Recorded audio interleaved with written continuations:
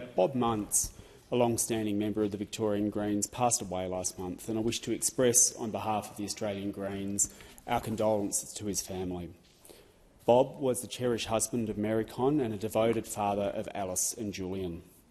Bob was born in 1947 in Geelong, went to school in Colac, and after obtaining a degree from Monash University and in 1968 began a Masters of Science at the University of Melbourne, he very quickly became active in opposition to the Vietnam War, which subsequently led to him being sacked from his work at the Department of Agriculture after the intervention of the infamous Police Special Branch.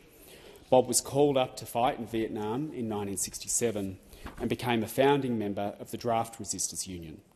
Subsequently, Bob went underground until the 1972 December election ended Australia's involvement in the war.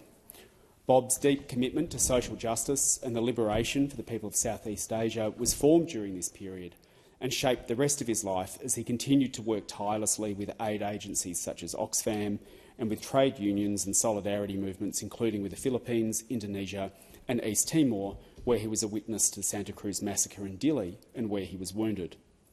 He joined the Greens, standing for election in 2007, and was an important part of the Greens' international work, as well as many local Greens activities. And as someone who shared a local branch with him, I want to thank Bob Muntz for his tireless efforts and his continued personal support. In the short time I have, it's impossible to sum up the incredible life that Bob had. But there can be no better conclusion than the words of East Timor President Jose Ramos Horta, who has said Bob's passing leaves a huge gap in the global struggle for justice and human rights, and his memory will continue to inspire future generations of activists and defenders of freedom, peace and human rights. Vale, Bob Muntz.